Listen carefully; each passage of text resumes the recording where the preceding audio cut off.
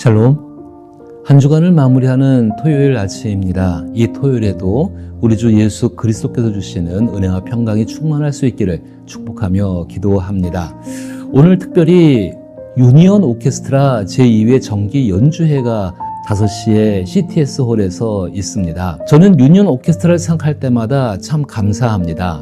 유니온 오케스트라는 교회가 그 사회 속에서 무엇을 해야 하는지를 현대적으로 잘 보여주는 예라고 생각을 합니다. 교회의 예배를 위해 시작된 어린 아이들의 악기 연습이 발전해서 이제는 동적구에 있는 아동센터와 돌봄센터의 학생들이 연합해서 연주를 하는 수준까지 발전을 했습니다. 저는 이 유니온 오케스트라의 모습을 보면서 그 음악을 지도하는 분들이 그리스도인들이십니다.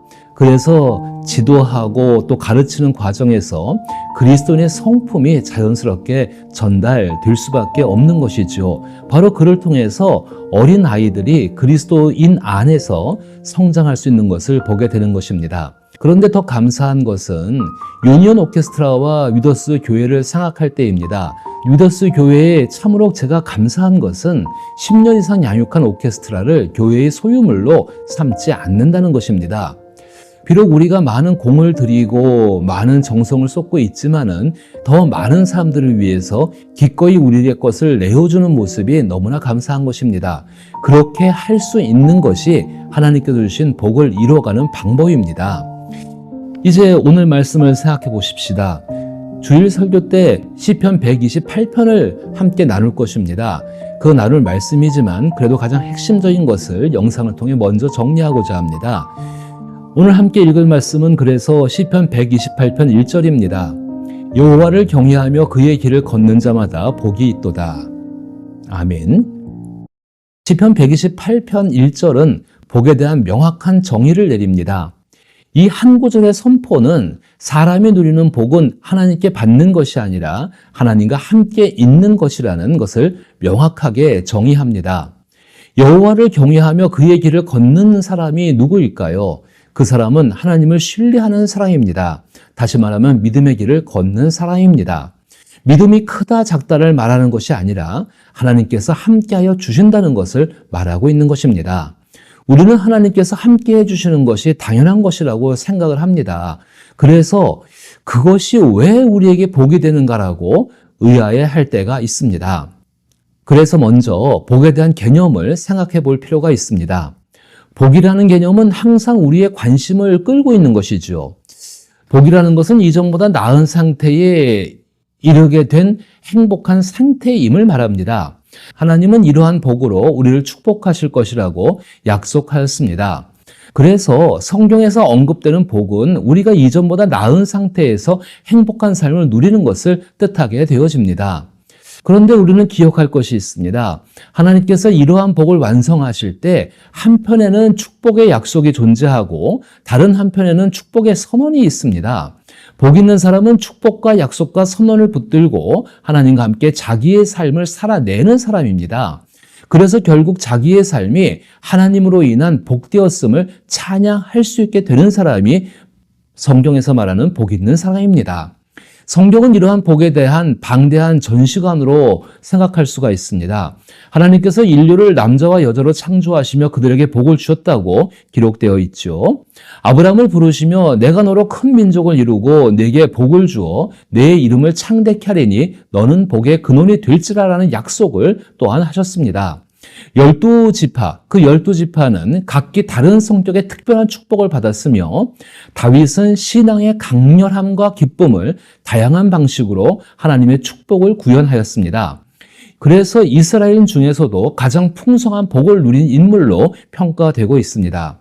성경은 축복의 여정에는 비애가 존재할 수 있음을 분명히 말합니다. 동시에 복 있는 자의 삶에는 항상 활력이 넘쳤음을 또한 증거하고 있습니다. 예수님은 어떠하셨을까요? 예수님은 산상수훈의 서두에서 신앙인의 삶에 나타나는 8가지 중요 특성을 지적하시며 이러한 특성을 지닌 사람들을 복 있는 자로 선언하셨습니다. 예수님은 제자의 길이 기존의 지위 하락이나 빈곤한 삶 또는 과거보다 더 나은 상태를 의미하지 않음을 분명히 하셨습니다. 오히려 예수님은 우리의 가능성을 확장하고 생기를 불어넣어 넘치는 기쁨을 누리게 하시는 것을 말씀하십니다.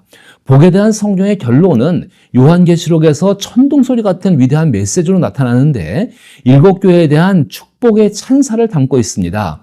이러한 축복은 그리스도의 완전한 승리가 쟁취되고 그리스도 예수의 영원한 통치를 공고히 하는 전쟁의 한가운데에서 발표된 것인 것을 기억해야 합니다. 요한계시록 전체는 하나님의 신비에 관한 복된 계시를 간직하고 지키는 이들이 받을 축복이라는 구조를 지니고 있습니다. 복에 관한 이러한 이야기를 읽고 하나님의 축복을 체험하고 있는 이들과 가까이 하면서 복이 결코 외적이거나 일시적인 것이 아니라는 점을 깨닫게 됩니다. 또한 뜻밖의 운수 대통이나 우연하게 얻은 행운은 복의 본질과는 거리가 멉니다. 성경이 말하는 축복은 영혼의 내적인 힘이며 행복도 그로부터 창출됩니다. 어떤 생명체도 이 내적인 힘 없이 존재할 수 없습니다. 행복은 인간 외부의 어떤 것이 아니라 하나님의 역사가 영혼의 외부가 아닌 중심부에 닿은 것입니다. 따라서 우리에게 채워지는 것은 외적인 것이 아니라 에너지이며 이는 창조할 수 있는 능력을 의미합니다. 자신의 삶을 이전보다 나은 상태로 창조해 나갈 수 있는 능력, 그리고 그것을 지속적으로 유지할 수 있는 능력, 그것이 하나님과 함께 있으면서 누리는 복입니다.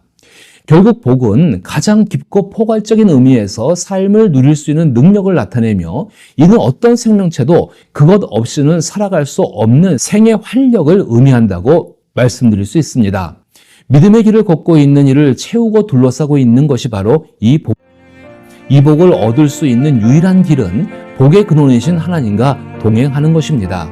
그리스도인들은 예수 그리스도를 통해 이미 하나님과 함께 있는 존재들입니다. 따라서 그리스도인들은 복된 사람들입니다.